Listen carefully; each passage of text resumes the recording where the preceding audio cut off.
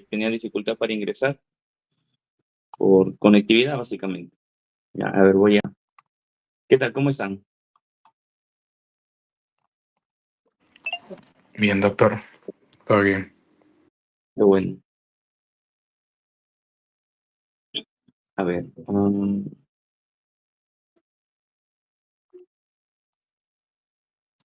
Doctor, hay un grupo que es el grupo 3 que en estos momentos está que sustenta con el doctor Pacheco. Me ya, pidió permiso para no asistir ya, a la no hay clase. problema.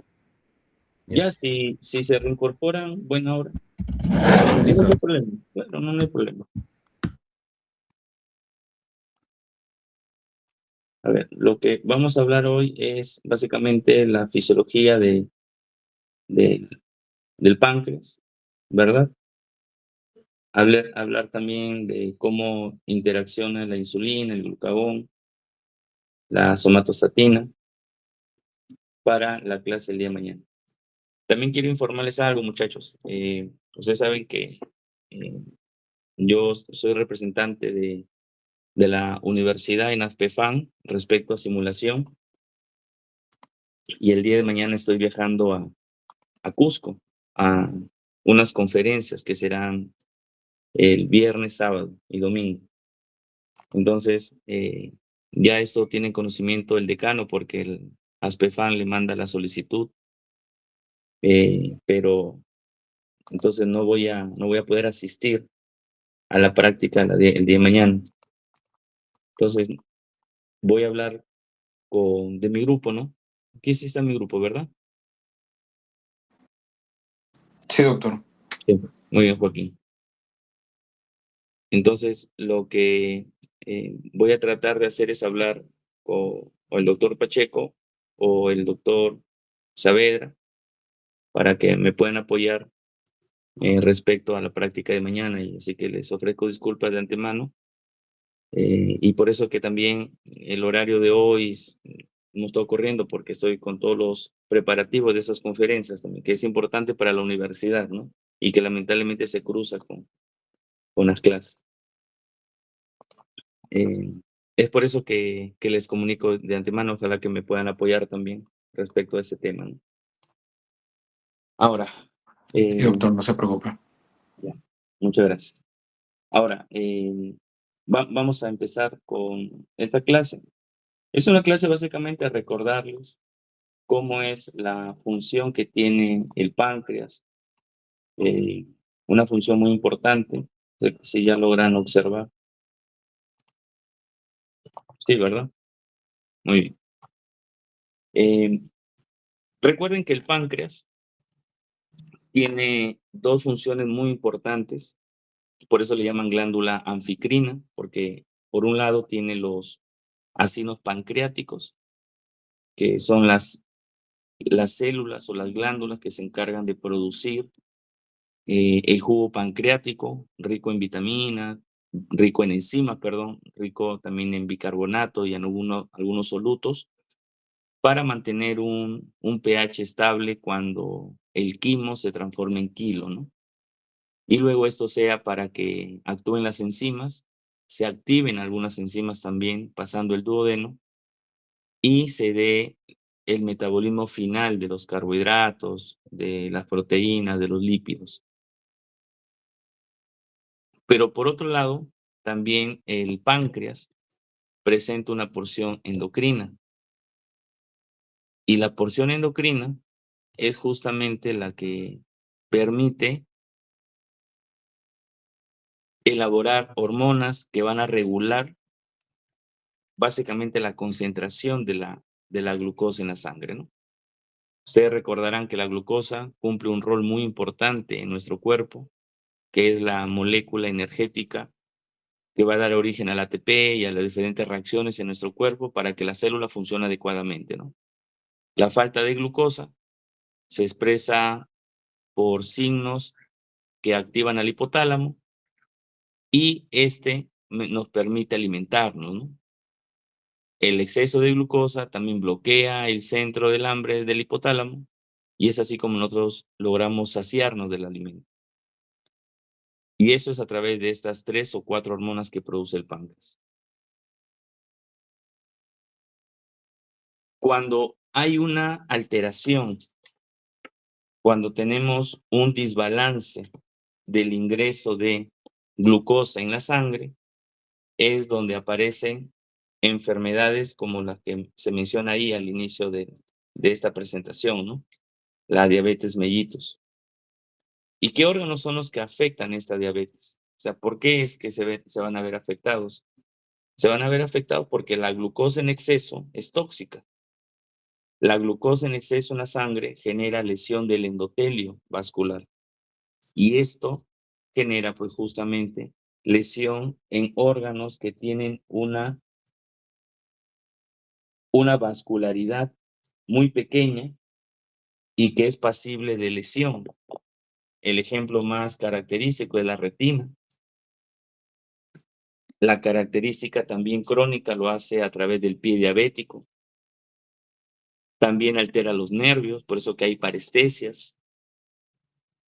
Se va a tener también lesiones cardiovasculares, afectaciones dérmicas, incluso algunas encefalopatías por la cetoacidosis o por la elevación de los desechos de la misma glucosa. Y ni qué decir del riñón, ¿no? Lamentablemente, la mayoría de pacientes que sufren de diabetes y no logran controlarlo, y no logran tener todo un control de su metabolismo, es que el riñón deja de filtrar la sangre. Ya habíamos visto eso. El riñón necesita agua para eliminar las toxinas. Si no filtra la sangre, no elimina las toxinas se mantienen dentro del capilar sanguíneo. Esto genera una alteración de la osmolaridad y todos los cuadros de alteración sistémicos que genera la diabetes. Pero, ¿cómo es que una célula humana logra o presenta tanta afinidad a la glucosa? Pues esto es gracias a diferentes receptores que tiene la célula, ¿no? Ya lo habrán visto, ya lo van a ver en fármaco, los diferentes receptores que presenta las células en diferentes partes de nuestro cuerpo para lograr un metabolismo adecuado. Y uno de ellos es que va a haber una activación de los receptores que están en la membrana celular que van a generar justamente o el aumento o la disminución de la glucosa, incluso de que la célula se vuelva muy apetecible a la glucosa, ¿no? Y aquí podemos tener factores como el estrés, muchas responsabilidades que tienen las personas, el aumento de las leptinas, el aumento del glucagón, incluso de la insulina o de la misma glucosa, o cuando disminuyen los factores inhibidores para los carbohidratos también, ¿no? Entonces, todo el conjunto de esto hará que la célula se vuelva resistente a la insulina. Y esto va a generar la falta de ingreso de la glucosa a la célula. La célula entiende que no hay glucosa en la sangre, o sea, la célula no entiende que la glucosa no puede ingresar a la célula, sino que no hay glucosa. Entonces, aparecen los famosos síntomas de la diabetes mellitus, ¿no? Y uno de los primeros síntomas es la polifagia y la polidipsia, ¿no? Acompañada de la poliuria. También se va a evidenciar en la pérdida de peso violenta. El paciente te refiere que ha perdido 15 kilos, 20 kilos, y hasta que una persona que ya tiene diabetes no pierda rápidamente los kilos, no es que toma en serio el control de su glucosa. Mientras tanto dice, no, está en mi mente, yo lo controlo, dejando de tomar gaseosa, yo controlo esto, ya tomo solamente un vasito, ya no un litro de gaseosa.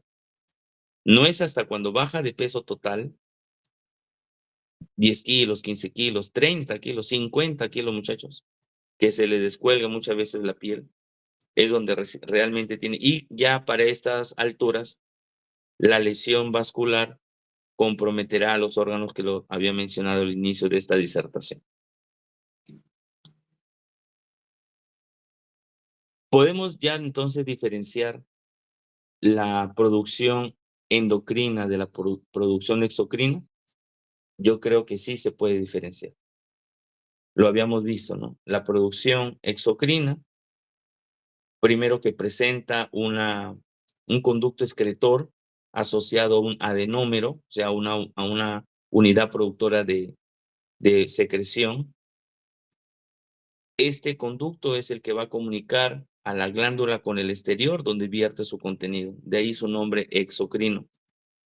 En cambio, las endocrinas, por lo general, las glándulas endocrinas, por lo general, son aquellas que cuyo producto, en este caso la hormona, las vierte directamente al plasma, ¿no? O al intersticio, dependiendo de si son, ustedes se acordarán, hormonas locales u hormonas circulantes, ¿no? Dependerá de qué tipo de hormona estamos hablando. Pero esa es la diferencia básicamente. Y obviamente la glándula endocrina no presenta conducto excretor, ¿no? Ahora, nosotros tenemos que diferenciar cuáles son las hormonas, porque muchas personas creen que solamente hay una alteración de la glucosa cuando hay una falla del páncreas o de la insulina o del glucagón. Claro, obviamente, el glucagón es la hormona del ayuno, ¿no? Por eso le conocen la hormona de la escasez. ¿Por qué? Porque en hora de la mañana, nuestro reloj biológico debe tener mínimas cantidades de glucosa, esperando la activación del hambre para el primer alimento de la mañana, ¿no? Por eso siempre se dice que el desayuno es el primer alimento de la mañana. Es el primero y es el más importante, porque activa el motor de la glucosa, porque activa mecanismos catabólicos. Y entonces, pero si no he comido nada desde las 8 de la noche, ya son 6 de la mañana y no he comido nada, ¿cómo es que tengo energía? Porque el páncreas se encarga de producir glucagón. Y el glucagón lo que va a hacer es elevar la glucosa en la sangre, ¿no? De ahí su nombre, hormona de la escasez. Cuando no hay alimento, el glucagón funciona. Y es por eso que erróneamente, no quiero sexualizar esta parte importante de la fisiología, pero en un mayor porcentaje de damas dicen que no toman desayuno porque no quieren engordar. Pues creo que, con el respeto a todas las damas y los caballeros, creo que están en error porque la alimentación en la mañana genera justamente la activación de la ruptura de enlaces, o sea, generando pérdida de energía. Y ustedes ya sabrán que si perdemos energía, no las acumulamos y no se transforma en grasa. Pero no solamente el glucagón es el que logra elevar la glucosa en la sangre, sino también hay otras hormonas, por ejemplo, los glucocorticoides. En este caso, tenemos el cortisol y la cortisona, ¿no? Que son producidas por la zona. ¿Qué zona? A ver, ¿quién me ayuda?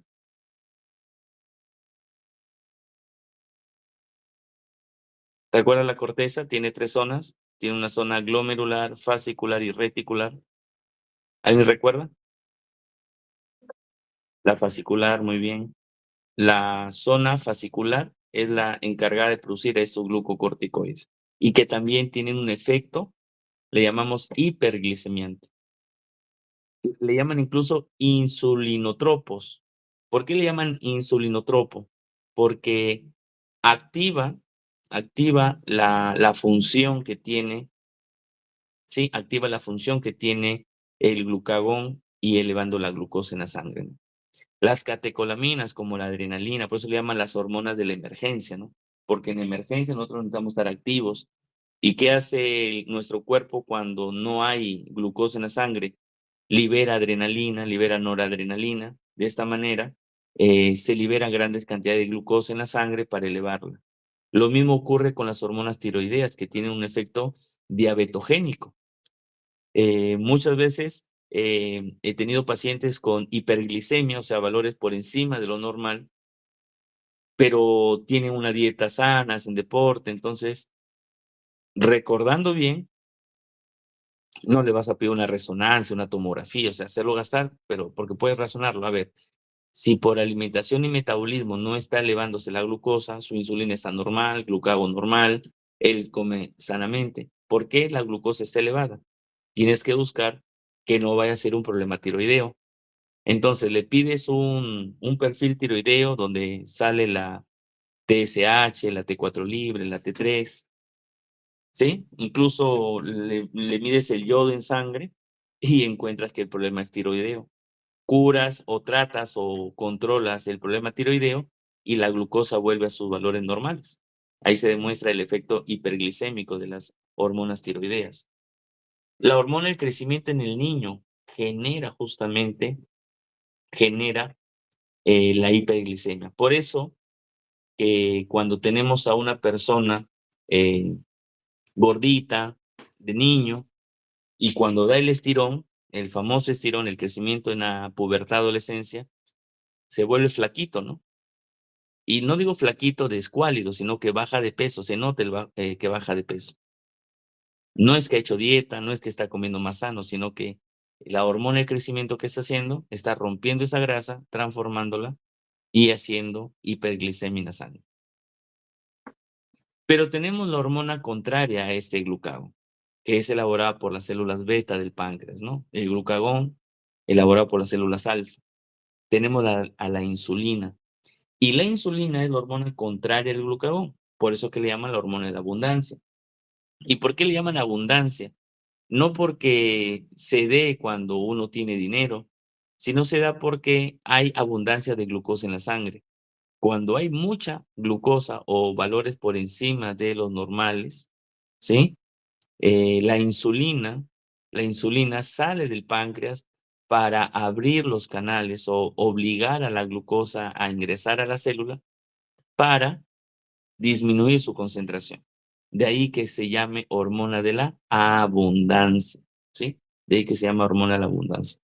Entonces, como ustedes pueden ver en ese corte histológico de los islotes de Langerhans, podemos identificar que solamente el 2% de toda la glándula corresponde al páncreas. El 98% corresponde a la porción exocrina. Y de este 2% que están en los islotes de Langerhans, vamos a encontrar las células beta y las células no beta. La célula beta es la que se encuentra en mayor porcentaje, que tú lo vas a ver de color azul en este esquema. Son de 50-80% de células beta, porque son las más importantes, las que se produce insulina. Entenderás que más producimos insulina que glucagón. Y las células no beta son las células alfa que producen glucagón, que son las más abundantes después de las beta. Las células delta que producen la polipéptido pancreático humano, y las exilón que van a producir grelina, ¿no? Que es una hormona que también vamos a recordarla en un momentito. Entonces, esas son las células que ustedes ya deben de recordar por anatomía, presenta el páncreas, ¿no? Aquí tenemos, sí, aquí tenemos una relación, una tablita que me habla sobre las hormonas que son producidas por las células del páncreas, de los islotes, ¿no?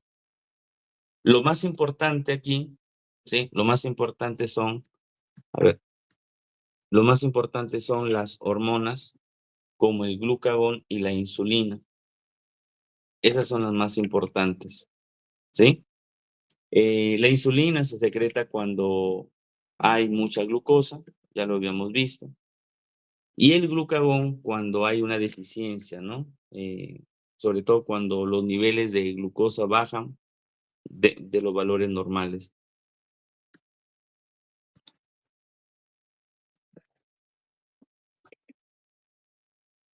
A ver. Ahora, ¿Qué más tenemos?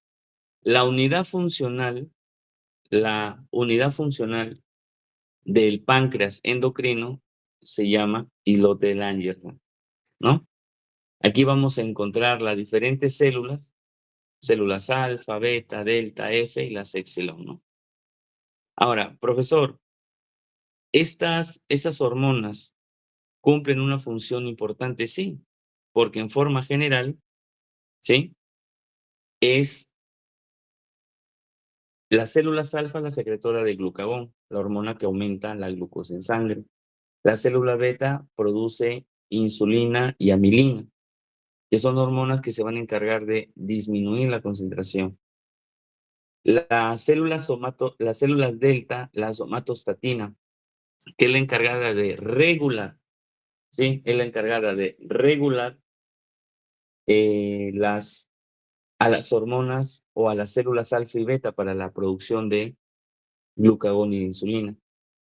Y las células F son las células que producen el polipéptido pancreático humano. Este PPH regula a la somatostatina. Quiere decir que a esta hormona se le va a considerar la reguladora de la reguladora. Así se le llama, reguladora de la reguladora. Profesor, ¿y qué es la grelina?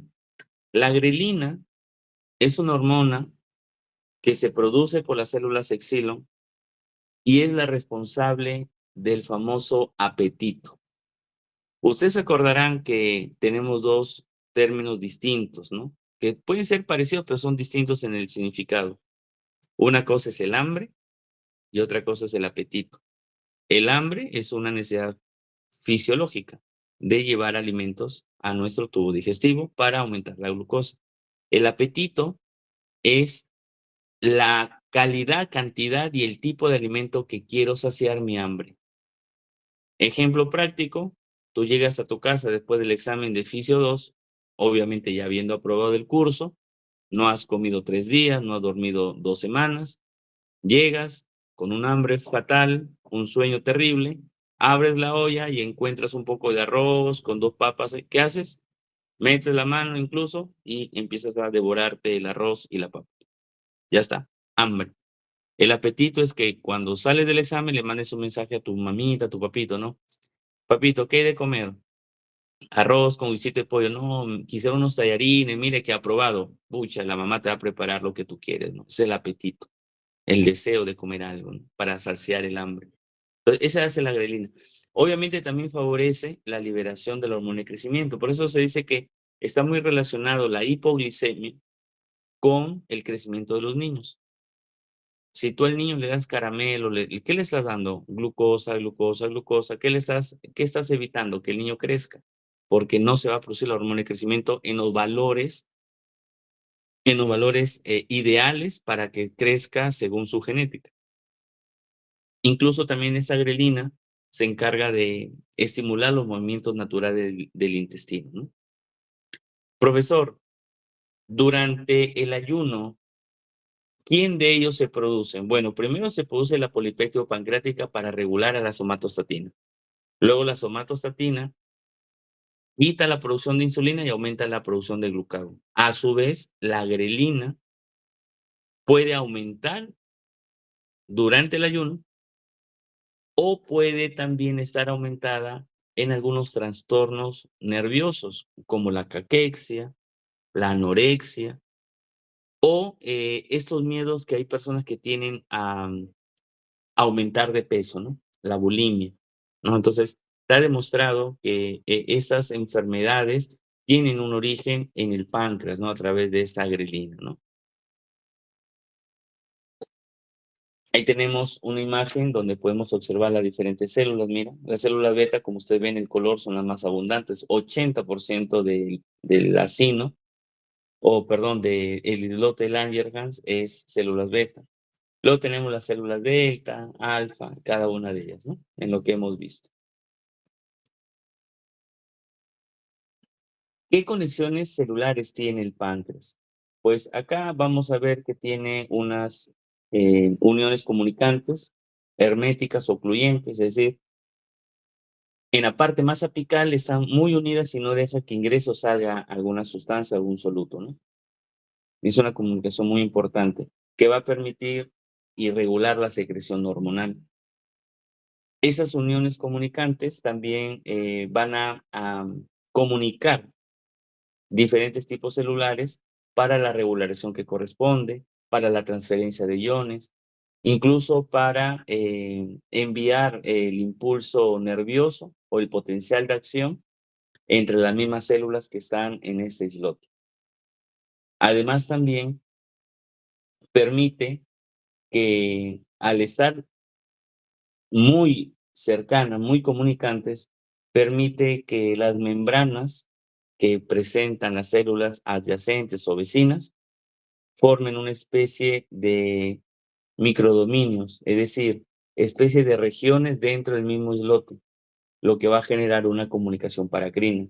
¿Y por qué nos referimos a una comunicación paracrina? Porque serán hormonas que actúan en células paralelas a la célula productora o serán hormonas que actúan en células vecinas a la célula endocrina que está produciendo esta secreción. ¿Cómo es que se sintetiza la insulina? Bueno, eso lo recordarán por biología, por bioquímica. Vamos a presentar diferentes cadenas de aminoácidos. Recuerden que la insulina presenta 51 aminoácidos y a pesar de tener 51 aminoácidos, en su cadena polipeptídica, como ustedes pueden ver, presenta una característica de proteína. Deben de recordar ustedes que las proteínas se llaman proteínas cuando tenemos estructuras mayores o cadenas polipeptídicas mayores a 80 aminoácidos. En este caso, al tener menos, va a presentar característica de proteína la insulina. Entonces, como podemos observar, va a haber una recombinación. El ARN mensajero, por lo general, manda una señal. Y esa señal se codifica en los 24 aminoácidos que tiene, en los dominios BSA. ¿Y qué va a generar? Va a generar que esos dominios, ¿sí?, que constituyen la pro-insulina, mira, o sea, es no solamente una hormona inactiva, sino es una hormona precursora, de precursora, pro de inactiva, insulina. Y lo que va a suceder es que el retículo endoplasmático rugoso va a hacer la traducción del ARN mensajero. ¿Qué significa la traducción? Que lo va a empezar a ordenar, a codificar de nuevo. De esta manera, a partir de las secreciones que produce el aparato de Golgi de este retículo rugoso, los dominios van a empezar a liberar al famoso péptido C, que sería eso de aquí, miren, aquí está el cursor, sería eso, ¿no?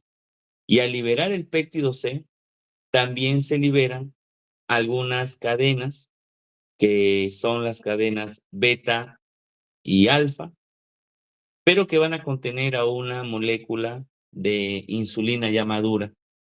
Presentan estos puentes llamados puentes de disulfuro y así finalmente se produce la insulina y también se elabora o se produce un péptido C, ¿no?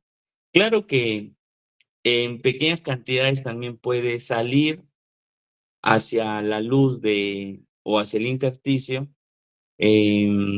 todavía insulinas inmaduras como la proinsulina, ¿no? Pero esto genera los cambios dentro de la célula al activar los receptores de glucosa y disminuye la glucosa en la sangre. Ahora, ya hemos visto cómo se forma la insulina, pero ahora, ¿cómo se secreta la insulina? Primero, lo que tienes que recordar es que el aumento de la glucosa estimula la producción de insulina o la liberación de insulina por parte de las células beta, ¿sí? Y aquí están las fases de cómo se logra. Primer paso, la glucosa entra a la célula gracias a un transportador llamado GLUC2, ¿no? Que hace de mediador en la difusión facilitada de la glucosa al interior de la célula. Recuerden que los diferentes receptores para la glucosa van a estar en la membrana celular. Entonces, yo creo, ¿sí? Un momentito.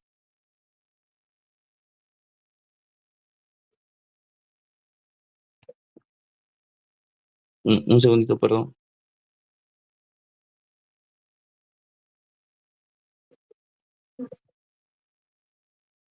Ya, perdón, disculpen, chicos. Le decía, estos receptores que están en la membrana van a captar a la glucosa. ¿Y qué sucede? Que al ingresar la glucosa, ¿cierto? Va a estimular la destrucción de esta misma glucosa. O sea, la sangre reconoce que hay exceso de glucosa, se libera insulina y la insulina facilita el transporte de la glucosa hacia el interior de la célula. Una vez que la glucosa toca el citoplasma de la célula, ocurre la glicólisis. Esa glicólisis a través de un mecanismo, ¿verdad? Donde vamos a liberar finalmente ATP, se forma el famoso ciclo de Krebs, ¿no? El ciclo del ácido cítrico a través de las mitocondrias. ¿Esto qué va a generar? Va a generar que se siga aumentando no solamente ATP, sino también otros productos de este ciclo que ocurre en la mitocondria, ¿no? Que ya ustedes lo deben de recordar por su curso de biología.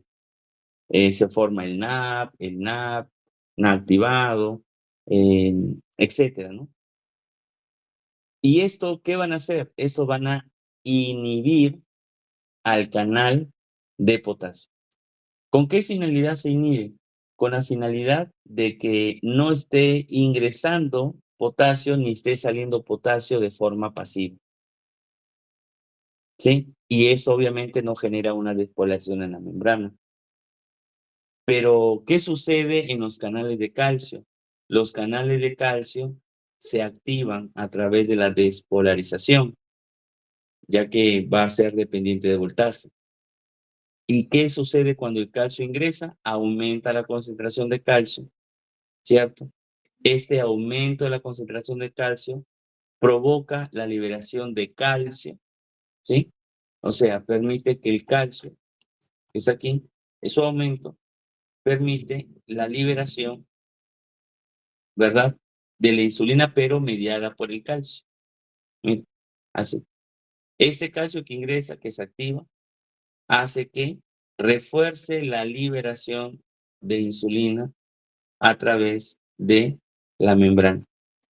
Finalmente, el aumento de la concentración de calcio conduce a la exocitosis y liberación de la sangre de insulina conteniendo gránulos secretores.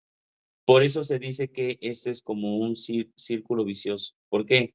Porque a mayor glucosa, más glucólisis, más inactividad de los canales de potasio, se activan los canales de calcio, ¿sí? Dependiente del voltaje. Esto genera una mayor liberación de la insulina a través del retículo endoplasmático rugoso, el aparato de Golgi. Esto se empacan ¿en dónde? En unos gránulos y finalmente estos son liberados y es así como sale la insulina, ¿no? Claro que también salen otras hormonas también, pero la insulina es la forma como sale, ¿no? Hay elementos inhibidores, y aquí lo vamos a tenernos, los beta-adrenérgicos, el glucagon, la somatostatina, la galina o los agonistas alfa-adrenérgicos también. Entonces, de esta manera es como se libera finalmente la insulina, ¿no? Aparte de esta fuente de combustión, existen ciertas hormonas, las que les mencionaba, glucagón, somatostatina, que también pueden generar la secreción de insulina, ¿no? Pueden hacer que se produzca insulina. Es por eso, chicos, que cuando un paciente dice, doctor, pero yo tengo 10 años con 10 años con esta molestia y nunca me pasó nada. Claro, es que tu cuerpo durante 10 años está luchando para regular la glucosa y la insulina. Llega un momento en donde la insulina empieza a disminuir su producción porque la célula se vuelve insensible o genera resistencia a la misma insulina.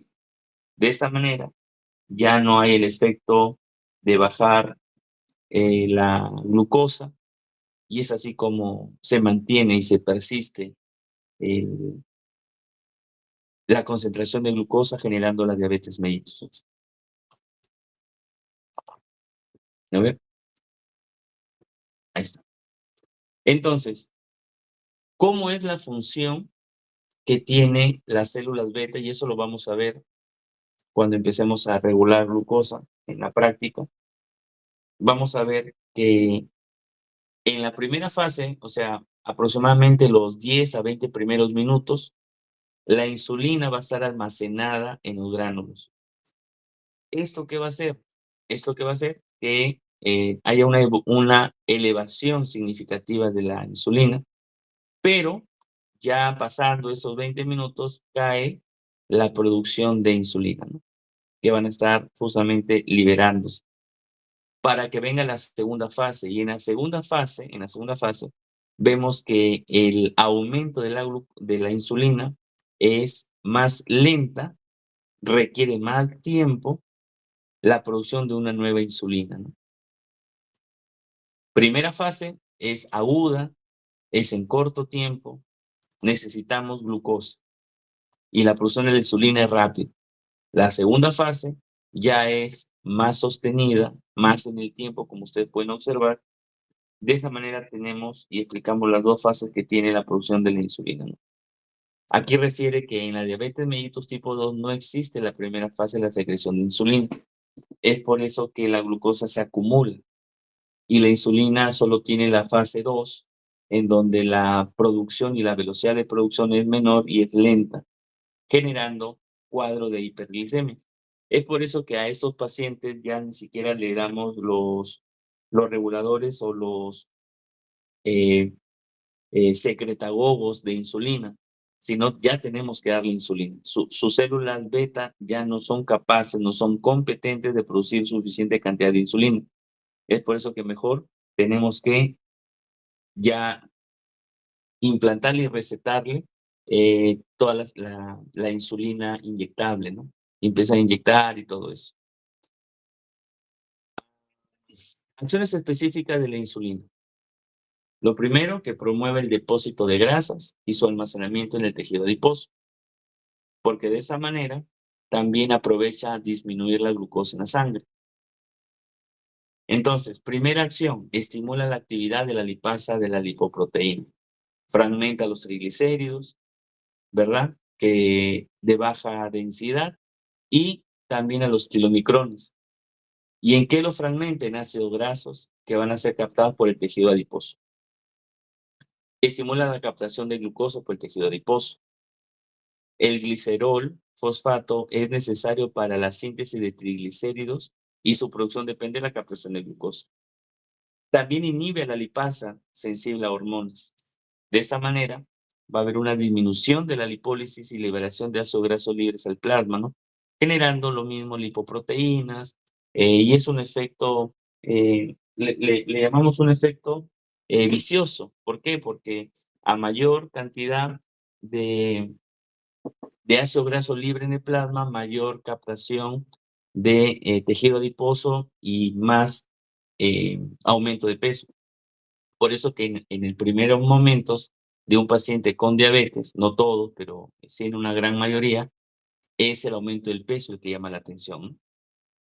Incluso hay estudios que refieren que el índice, eso lo sabrán por salud pública ustedes, no sé si ya lo están llevando, el índice abdominal o el perímetro abdominal mayor de 1 por más de 5 o 10 años es un factor de riesgo para la presencia de enfermedades sistémicas como la hipertensión arterial y la diabetes mellitus. También inhibe la formación de cetoácidos, ¿no? Obviamente por una menor fragmentación de ácidos. O sea, aquí la insulina favorece la formación de ácido graso, siempre. Ahora, ¿cómo es que afecta la insulina a los adipocitos? Aquí podemos ver una célula, un adipocito, ¿verdad? Lo primero que estimula la captación de glucosa, movilizando los transportadores GLUT4, recuerden eso. Aquí en el adipocito son los GLUT4 sensibles a insulina. Luego va a generar que justamente esta glucosa que ingresa al adipocito pase por el proceso de glucólisis hasta llegar a el ciclo de la mitocondria. ¿Y esto qué va a activar? Va a activar la conversión del piruvato, deshidrogenasa y de la acetilcoenzima carboxilasa. Esto va a generar la producción de triglicéridos, de ácidos grasos, que el adipocito va a almacenar como gota de grasa. ¿Sí? O sea, esto finalmente termina en la producción de una gota de grasa. Esa gota de grasa que se almacena, pues finalmente también puede favorecer que se empiecen a producir lipoproteínas de baja densidad dentro de este mismo adipocito. Y luego, obviamente, eso va a ser eliminado, ¿no?, hacia la célula endotelial. Y es ahí donde estas lipoproteínas generan alteración del endotelio, acumulación de grasa, y eso se llama arteriosclerosis, por ejemplo, ¿no? Entonces, miren cómo la insulina también puede generar una alteración del adipocito que va a generar enfermedades sistémicas, la enfermedad coronaria, por ejemplo, ¿no? La insulina aumenta la síntesis y suprime la degradación de proteínas. También eso es correcto, porque una de las funciones que tiene esta insulina es promover la acumulación de proteínas, ya sea en el hígado, en el tejido adiposo o el tejido muscular. ¿Y cómo lo hace? Captando aminoácidos, aumentando la actividad de diferentes factores, por ejemplo, la actividad de factores de iniciación de síntesis de proteínas. La misma insulina también aumenta la cantidad de maquinaria de síntesis de proteínas. Por eso les digo que cuando una persona quiere bajar de peso, la forma más adecuada no es no comiendo alimentos, sino quizás gastando, haciendo que la grasa que tenemos esté en menor proporción y de esa manera vamos a disminuir de peso sin exponernos a niveles altos de glucagón en la sangre. Y en tercer lugar, la insulina inhibe la degradación de proteínas por decremento de las actividades de los lisosomas, ¿no? Que según los libros también puede estar, se puede dar a través de otros mecanismos, ¿no? Aquí lo tenemos, miren.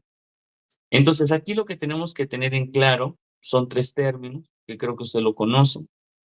Uno de ellos se llama glucogenólisis, otro se llama gluconeogénesis, el otro se llama glucólisis y el otro se va a llamar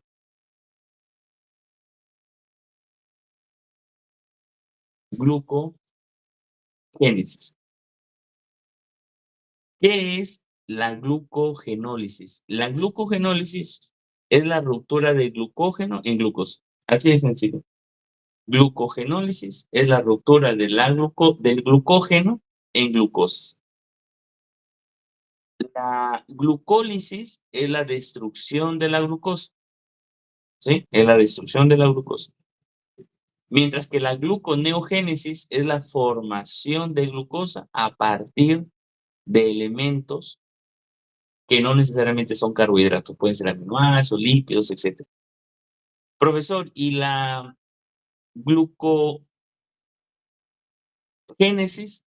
La glucogénesis es la formación y síntesis de glucógeno que va a ser almacenado ya sea en la fibra muscular, en un 75%, o en el tejido adiposo, como vemos, ¿no?, en un 25%. Todo esto ocurre ¿dónde? Dentro del hepatocito. Y estos 4 procesos, la insulina. Si tú dices, profesor, si viene una pregunta en el examen, obviamente va a venir bajo esta temática.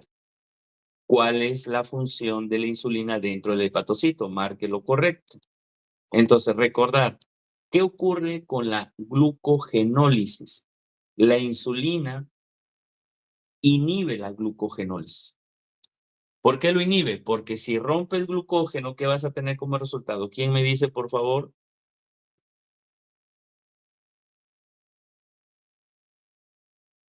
¿Quién me dice? ¿Qué ocurre si tú inhibes la glucogenólisis? Lo que estás evitando es que el glucógeno se rompa y de esa manera no exista una elevación de glucosa en sangre, función de la insulina. ¿Qué pasa con la gluconeogénesis?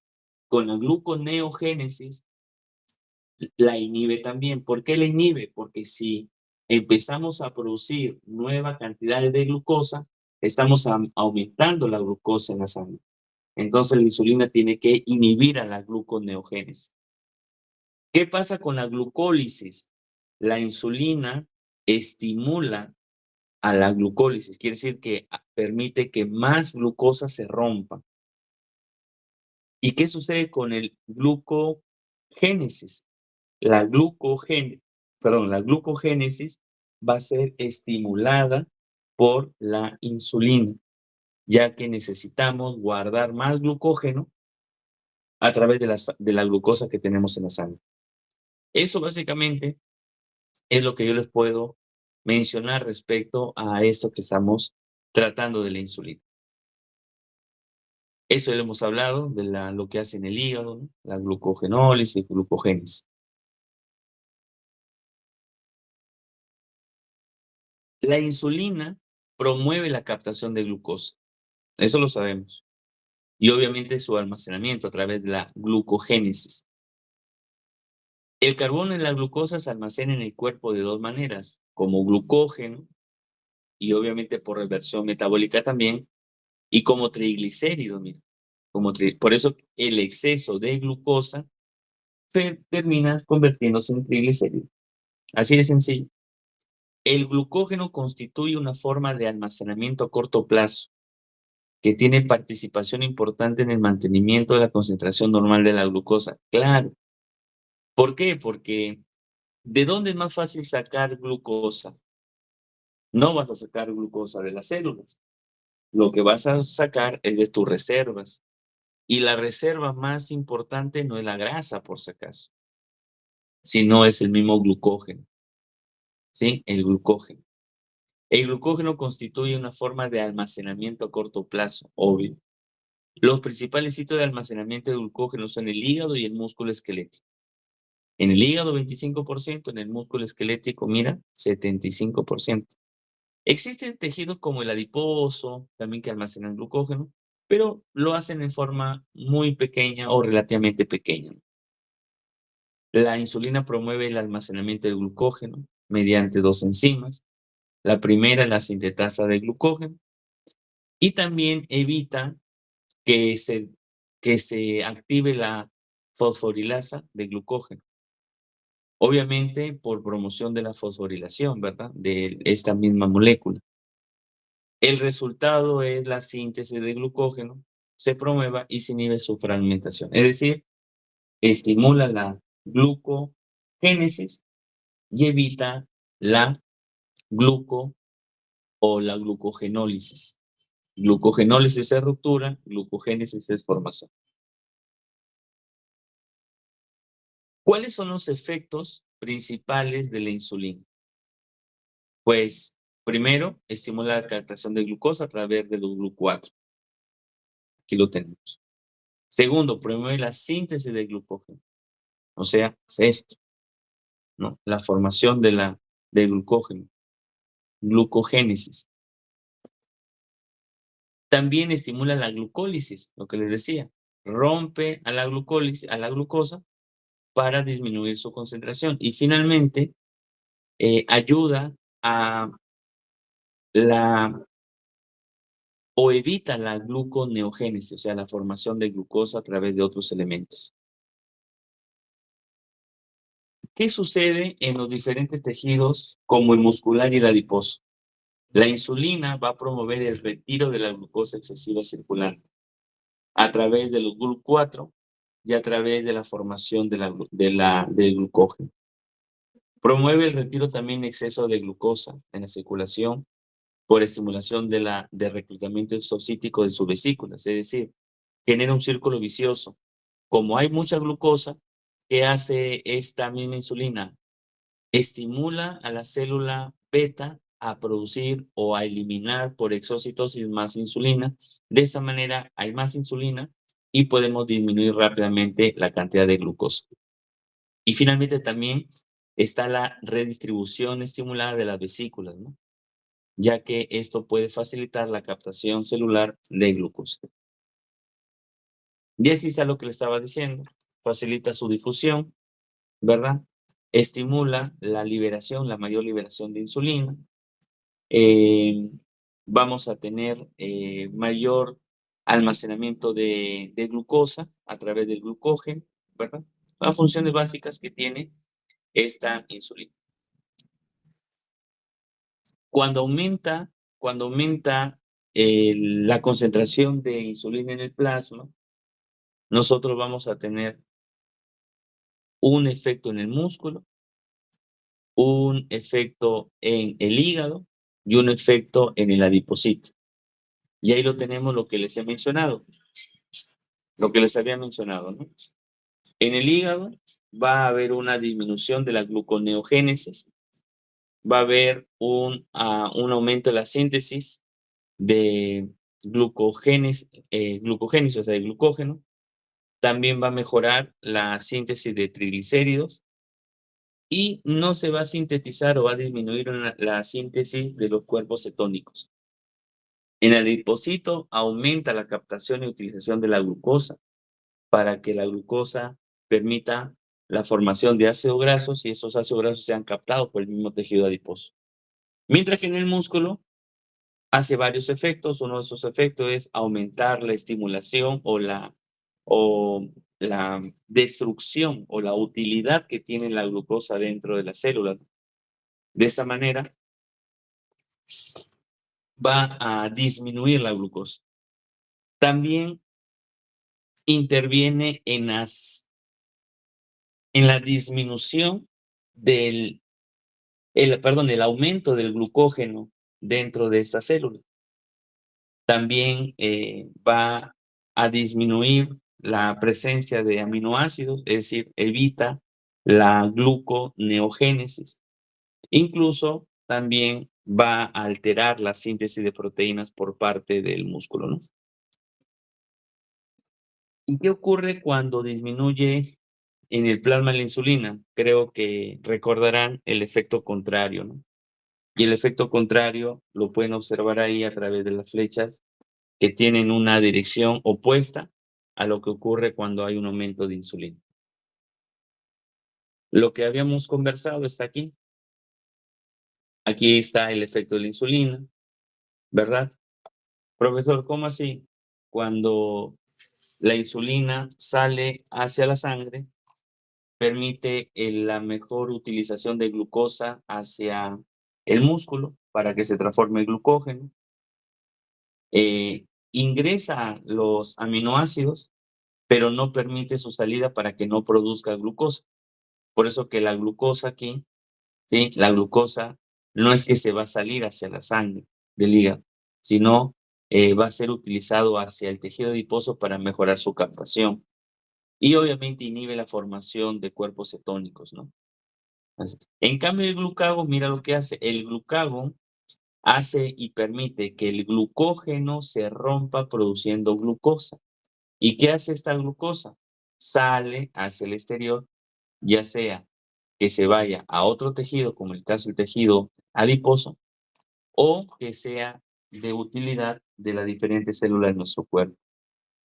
Y ellos sí producen, por eso que al aumentar el glucagón, va a aumentar la producción de cuerpos cetónicos. Esos son los efectos que tiene tanto la insulina como el glucagón en nuestra sangre, ¿no? ¿Cuáles son los estimulantes de la liberación de la insulina? Pues recuerda que siempre el estimulante es la glucosa. Si los valores normales de glucosa se encuentran, o los valores de glucosa se encuentran por encima de los normales, que es 90 o 100, o de 90 miligramos por 100 mililitros, esto ya está permitiendo la producción de insulina. En la diabetes tipo 2 no hay fase de ayuno. La fase 2, ¿se acuerdan? La fase 1, perdón, lo que resulta en un aumento más gradual de la insulina. Lo que habíamos visto, ¿no? No hay un efecto pico, sino es sostenido, ¿no? Es gradual, secuencial, progresivo. La glucosa ingresa a las células beta a través de los cotransportadores de glucosa 2, o sea, los GLUC2, y es fragmentada al ingresar. El ATP que se genera va a aperturar a los conductos de calcio dependientes de voltaje y eso libera posteriormente la insulina, ¿no? También lo habíamos conversado. Y el glucagón es la principal hormona contraria a la insulina. Es bajo cuando la glucosa es alta y es alta cuando la glucosa está baja. Ahí tenemos cómo es que las secreciones, como el aumento de la glucosa en plasma, el aumento de los aminoácidos, actividad simpática, ¿verdad? Y la actividad parasimpática pueden alterar, ¿no? Incluso el incremento de la producción de glucosa también puede generar, las sincretinas también, ¿no? Las sincretinas también tienen un efecto positivo a la producción de insulina. Ya lo habíamos hablado también eso, de la liberación de la insulina. Inhibidores. ¿Quiénes inhiben la insulina? Miren, por eso es importante, muchachos, no solamente tener una buena alimentación, sino estar libres o aprender a canalizar el estrés. Una situación de estrés, que puede ser situación mental, profesional, incluso amorosa o infecciosa. Los pacientes con diabetes mellitus tienen mayor riesgo de presentar hiperglicemia porque el estrés los afecta. De allí viene esta frase que tanto daño ha hecho a la medicina, muchachos. De verdad, tanto daño le ha hecho a la medicina. Espérate. Sí. Y el daño, y el daño que le ha hecho a la medicina es decir, usted tiene diabetes emotiva. Y ustedes ya pueden entender el día de hoy sobre el estrés y el impacto con la glucosa y la insulina, ¿no? ¿Por qué? ¿Por qué decían diabetes emotiva? Porque le decían, cada que yo me enojo o presento algún malestar con mi familiar, se me sube la glucosa. Entonces él no se cuidaba de la alimentación. Él se cuidaba de no tener molestia, de no estresarse, de no enojarse, incluso de no ponerse triste o deprimirse, porque tenía el diagnóstico de diabetes emotiva. Lamentablemente ese término ya después del daño, pues solamente el daño que hizo, gracias a Dios ya ese término no se usa actualmente. Y si alguien lo usa es porque no está entendiendo la clase del día de hoy. La diabetes emotiva no existe. Existe situaciones de estrés que aumentan la glucosa. Y si una persona presenta diabetes, el término correcto es se descontrola la diabetes. ¿Sí? Una persona que sufre diabetes y no tiene controlada la diabetes, el nivel de glucosa, va a presentar cuadros de hiperglicemia constantes. Obviamente va a afectar su sensorio, o sea, puede estar desvariando, puede estar somnoliento, simplemente perdido en el espacio. También el aumento de la actividad simpática, como la adrenalina y no la adrenalina, causa inhibición de la secreción de insulina. O sea, así, esto también, no solamente el estrés, sino también actividades como el uso de adrenalina y no la adrenalina. Y al disminuir la producción de insulina, pues aumenta la glucosa en sangre. La estimulación simpática también de los beta adrenérgicos, ¿sí? Por eso que la mayoría de personas que, por ejemplo, sufren de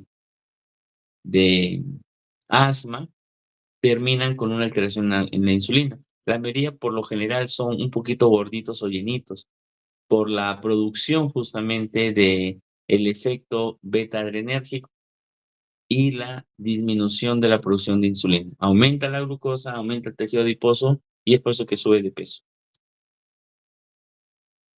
Aquí tenemos una estructura que, bueno, ya está, ¿no? La cadena alfa, la cadena beta, lo habíamos visto. Aquí estamos viendo cómo es que los picos de insulina pueden hacer que la glucosa baje rápidamente. Aquí tenemos el primero. Mira, rápidamente insulina, ¿sí? Hace que la glucosa empiece a disminuir de esa manera. Por lo general, en la tolerancia a la glucosa, lo que hacemos es poner 3 a 4 cucharadas de azúcar en un vaso de 80 mililitros y lo hacemos que el paciente tome, ¿no? Así de golpe. Al tomar la glucosa o este agua con azúcar de golpe, ¿qué hace los receptores de la mucosa? Reconocen la cantidad de glucosa. Entonces se activa las células beta del páncreas y sale el famoso pico de producción. Después de la hora o 2 horas, es que la glucosa empieza a disminuir hasta estar dentro de los valores normales. Aquí está lo que les había mencionado, ¿no? Los elementos que afectan, que puede ser una pregunta de exámenes, ¿no? Marcar verdadero, y pongo ahí 5 alternativas, ¿no? El positivo, recuerden que es estimula, el negativo es inhibe, y el positivo y negativo es que tiene ese doble efecto, ¿no? Por un lado estimula y por otro lado inhibe. Ya para terminar,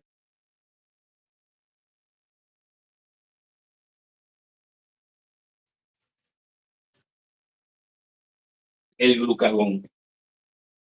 El glucagón es una hormona pequeña, no es considerada una proteína. Entenderán por qué. Presenta 29 aminoácidos nada más.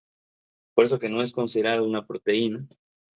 Es elaborada por las células alfa, ya lo habíamos visto, y se forma por la ruptura de una molécula denominada proglucagón, ¿no? Esa se libera y también va a liberar 2 fragmentos de proteínas activas, ¿no? Que lo podemos observar, ¿no? El glucagón. Su función básicamente, su tiempo de vida es importante, muchachos. Su tiempo de vida media del glucagón es de 5 a 10 minutos, o sea, su efecto hiperglicémico es rápido. Sí, es rápido. Una persona que presenta hipoglicemia va a ser regulado a los 10 minutos ya por el glucagón del páncreas. El hígado lo degrada porque tiene un metabolismo hepático y lo elimina de la circulación a través del riñón. Sí, es así como se elimina el glucagón. La función, ya sabes, la función es aumentar la glucosa y eso se llama glucogenólisis. ¿Qué era la glucogenólisis? Cuando les expliqué de la insulina, la glucogenólisis es la ruptura del glucógeno. Al tú descomponer el glucógeno del hígado, estás liberando glucosa hacia la circulación. Y aquí tenemos el ejemplo. Mira, glucógeno, ¿verdad? El glucagón estimula la ruptura del glucógeno hasta liberar glucosa hacia a través de los receptores GLUC2. Pero también el glucagón inhibe la sintasa de glucógeno, la cual va a disminuir la formación de glucógeno. Es decir, el glucagón no solamente rompe al glucógeno, sino que evita su formación. Esos son los 2 efectos importantes que tiene el glucagón aquí de este esquema. Los 2 efectos que faltan se refiere a la formación de glucosa, porque el glucagón sí favorece la gluconeogénesis, pero inhibe la ruptura de la glucosa. Por eso que la glucosa se va a mantener activa y alta durante estas primeras horas de la mañana. Y aquí está justamente, ¿no? El glucagón estimula la glucogenólisis, o la ruptura de glucógeno del músculo. La gluconeogénesis, el glucagón también impulsa, o sea, estimula la gluconeogénesis. Permite la lipólisis. ¿Y por qué la lipólisis? Porque el glucagón, ¿sí? Tiene un objetivo. ¿Y cuál es el objetivo del glucagón? Además del músculo y del hígado, es el adipocito. Estos descomponen los triglicéridos en glicerol y ácidos grasos, y esta lipólisis va a estar mediada por la lipasa sensible a hormonas, ¿no? La LSH, ¿no? Que no la confundas con las lipoproteínas, ¿no? Que son otra cosa. También hace cetogénesis. ¿Y qué es la cetogénesis? Es la formación de cuerpos cetónicos, ¿no? Es la formación. ¿Y cuáles son estos cuerpos cetónicos? El acetoacetato, el hidroxibutirato y la acetona, ¿no? Estos se forman en los hepatocitos a partir de la oxidación incompleta de los ácidos grasos libres, ¿no? Por eso que frente a un ataque de hiperglicemia se generan grandes cuerpos cetónicos, porque se supone que el glucagón está generando esta alteración de la glucosa, ¿no? ¿Cómo se controla la secreción de glucagón? Pues a través de la disminución de la glucosa. Si una persona disminuye la concentración de glucosa, es el principal estimulante de la secreción de glucagón. Profesor, son las 11 de la mañana y yo no he tomado desayuno. Tú estás estimulando la producción de glucagón a través de tu páncreas. Porque, ¿qué le estás diciendo a tu cuerpo? Que no hay glucosa. Y este efecto es el que desencadena la producción de más glucagón. La ingesta de proteínas aumenta la secreción de glucagón. Así es. El ejercicio aumenta la secreción de glucagón. O sea, es decir, permite mayor glucosa en la sangre, pero ya sabes, no lo guarda. Por eso que baja de peso. Por eso que el ejercicio es la receta. Es el secreto mejor guardado de la fisiología gastrointestinal. El ejercicio aumenta la captación de glucosa por el músculo, lo que reduce la cifra de glucosa plasmática. Los pacientes con diabetes deben ajustar su dosis de insulina o ingestión de carbohidratos. Incluso aumentar la actividad física. Por eso que cuando ellos aumentan la actividad física tienen que regular qué comen y qué y por qué. Porque imagínate que está haciendo actividad física y se está colocando la misma cantidad que cuando no hacía deporte. ¿Qué va a pasar, chicos? Va a haber una hipoglicemia de la patada que lo puede matar al paciente. ¿No es que ya está gastando energía, ya está gastando glucosa? Al ponerte insulina, pucha, desaparece la poca glucosa que queda, por eso que tiene que regularse, ¿ok? Aquí vemos cómo se dan todos los caminos para llegar a la disminución de la glucosa en el plasma a través del aumento de la epinefrina o la también llamada adrenalina, ¿cierto? Mejora la actividad de los nervios simpáticos, ya sea del hígado y también del tejido adiposo. Aumentará en el músculo esquelético la glucogenólisis, destrucción de glucógeno. En el hígado aumenta la glucogenólisis, pero también aumenta la gluconeogénesis. Claro, o sea, hay mayor destrucción de glucógeno para tener glucosa y hay mayor formación de glucosa para seguir aumentando esa concentración. En el tejido adiposo aumenta la lipólisis. Ya lo habíamos visto cómo ocurre la lipólisis. ¿Cómo se controla la secreción de glucagón? También el estrés. Mira, el estrés como un traumatismo o una intervención quirúrgica es un potente estimulante de la secreción de glucagón. Mira, ahora es al revés. Aumenta el glucagón y aumenta la glucosa. La estimulación parasimpática, la liberación de la acetilcolina, aumenta la secreción de glucagón y por ende mayor glucosa en sangre. Durante el ayuno, las concentraciones crecientes de glucagón promueven la producción de cuerpos cetónicos, lo que les estaba mencionando hace unos minutos. Y la gluconeogénesis a partir de las proteínas musculares. Es decir, va a formar glucosa a partir de proteínas musculares. Miren el daño que se hacen, chicos. Sobre todo si hay personas que dicen, no, yo no tomo desayuno para no engordar. Le estás haciendo un daño a tu cuerpo. Estás produciendo cuerpo cetónico y estás destruyendo las proteínas cuando deberías de destruir la grasa. La hipoglicemia es el más importante estímulo de secreción correcto, es el más importante de la producción o de la síntesis de glucógeno. La hiperglicemia, creo que caso contrario, es el mayor estimulante, ¿no? O inhibidor, perdón. Es el mayor inhibidor de la producción de glucógeno. ¿Sí? Chicos, una pregunta. ¿Hasta aquí me están entendiendo la sesión? Sí, doctor. ¿Seguro? ¿Todos? Sí, doctor. Muy bien. Seguimos avanzando. Entonces, ya para terminar, igual ahí lo que habíamos visto, cómo es que ocurre, disminuye la glucosa en el plasma. ¿Qué ocurre? Aumenta la secreción de glucagón. Este aumento de secreción de glucagón aumenta la concentración en el plasma del mismo glucagón, y esto en el hígado aumenta, pues, aumenta la glucogenólisis, aumenta la gluconeogénesis y también aumenta la síntesis de cuerpos cetónicos. Y esto va a generar aumento del plasma en glucosa. Entonces, finalmente, ¿cómo es la relación entre la secreción de insulina, somatostatina y glucagón?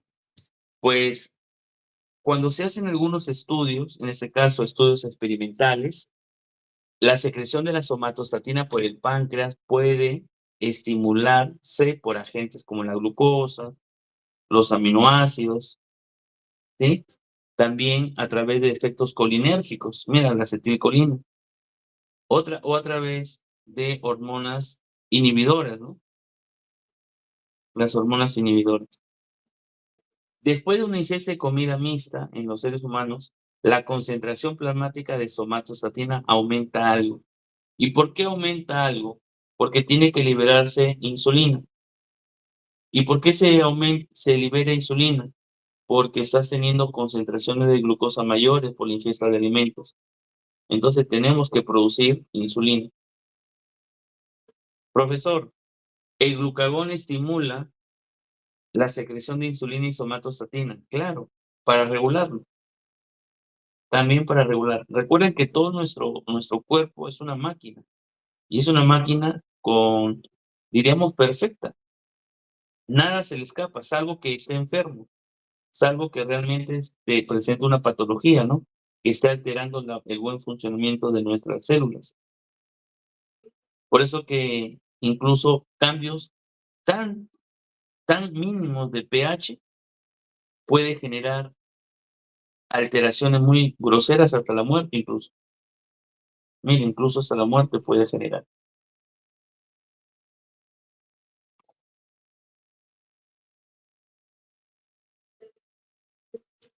Este es un resumen y este es la última imagen ya para no aburrirlos con esto.